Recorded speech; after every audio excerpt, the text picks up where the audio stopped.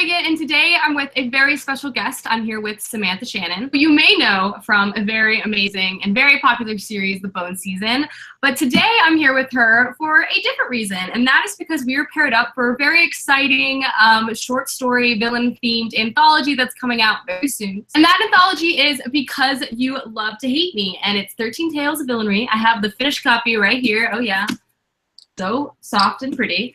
But today I actually have the honor of interviewing Samantha, just kind of talking to her about her process as a writer, about writing this particular short story for this collection. So let's just begin that, shall we? Yes, let's. So I was lucky enough to be paired up with Samantha, which I was super jazzed about. And I had to send her over a few prompts to pick from, and then she picked one and went from there. So I guess my first question was, what was your selection process? How did you kind of narrow it down and decide which prompt that you wanted to write with? Well, you sent me loads of really good prompts. Like, it was really difficult to pick one. I think there was one about Goose Girl, which I was really drawn to for quite a while. But actually, when you said the Earl King, I hadn't actually heard of that before. And that was the only one on the list I hadn't heard of. So I guess I was just kind of drawn to it just because I hadn't heard of it. And it meant I had to do research on what it was.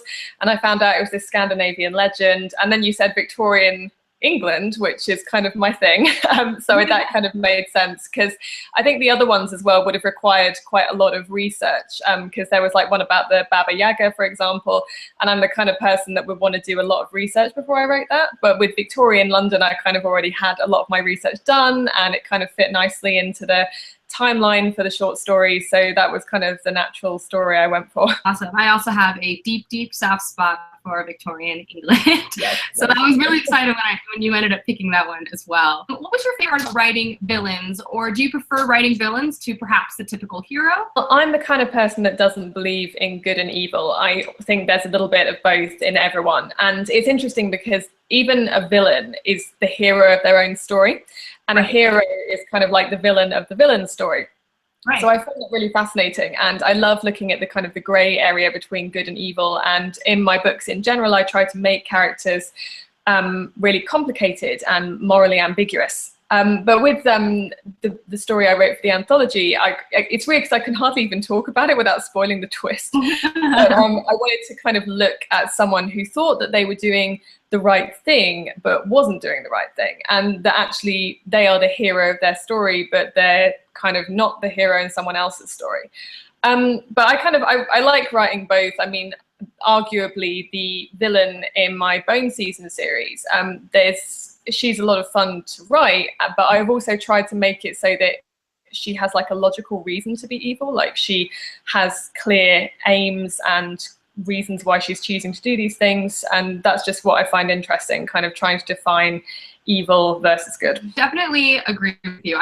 As a reader, I definitely prefer when authors kind of delve into that gray area. I mean, I just feel like it definitely makes for more dynamic and interesting characters, and I think it's more realistic because, generally speaking, no one's born straight out of the womb wanting to just go straight up murder people and be evil. Usually there's actions and things that occur to them that make them feel this trap is the right route for them to take for whatever reason. Yeah, absolutely. So I think that very interesting approach for sure. Yeah, and yeah, it definitely does make them more believable, because I think if they just are evil, they're almost a bit cartoonish. I think they kind of lack, you just don't believe in their rationale, and that's so important in a character. You have to understand their motivations for doing things. So. The theme again of villains, can we kind of delve into more some of your favorite just villains of all time? Anything that kept you up at night as a child, or current favorite villains? Well, I think there's kind of villains that you enjoy and that you like, and then there's villains that genuinely scare the hell out of you. Right. So, I mean, when I was a kid, I used to love like Dr. Evil from Austin Powers. Well, I say when I was a kid, like teenager. And you know, there's kind of villains who are like Loki and the Joker, who are kind of chaotic tricksters, and those villains are fun because they're kind of taking the established norms and they're really sort of reveling in destroying them, and I can get behind villains like that.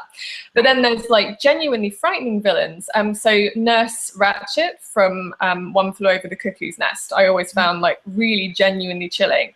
But probably my favorite villain of all time is Frollo from The Hunchback of Notre Dame, because he to me is honestly, he's like a different level of Disney villain. Like, he's so frightening and so just bone chilling. And again, he's a guy who I think he really thinks he's doing the right thing. Like, he has this almost fanaticism that drives him, and he almost thinks that he's a kind of a good, godly man, and he's doing all these things for the greater good. And actually, all of the things he is doing is so terrifying. And, you know, he's a villain who literally tries to burn a woman at the stake because she won't go out with him.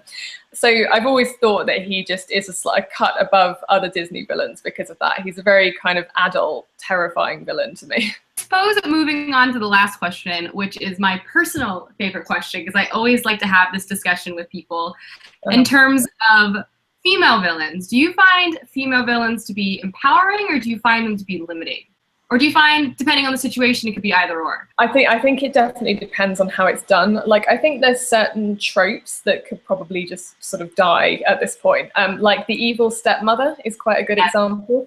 Like, for me, I come from a divorced family and I have step-parents on both sides. And I think that it's kind of harmful to keep pushing the trope of like the evil step-parent, because, you know, I've had no trouble with my step-parents. I grew up with my stepdad and he's absolutely lovely. And I think, you know, again, it probably can be done right, but you've got to ask yourself why we keep pushing the same thing about the evil stepmother. Like, what are we trying to achieve here? What is the point we're trying to make? So I think that one can just sort of, I think it's about time that it died. But I think female villains in general can be really fun. And I think that primarily you want to be able to treat female characters like you do male characters and make them complicated and interesting, and not kind of, you know, put them into these very strict categories of like, the female character is either like a Madonna or a whore, that kind of thing. So I think you just have to be able to treat them as you would a male character. So I like making my female villains complicated, like I said. I like them doing bad things. You know, you don't want to have this idea that women, I think there's kind of these ideas that women are kind of somehow more gentle or more naturally less prone to evil. And I think it's good to kind of challenge those assumptions. But yeah, I've written female villains. I think the main villains in all of my books at the moment are women. So I just find it interesting. So that is my last question for you. Thank you so much for joining me today. Thank you for having me. Of course. And be sure, guys, to check out Because You Love to Hate Me when it hits shelves soon, and read Samantha's wonderful, my favorite short story, just my very unbiased opinion. But anyway, guys, I hope you enjoyed this Q&A video, and I will see you soon with another video soon. Bye. Bye.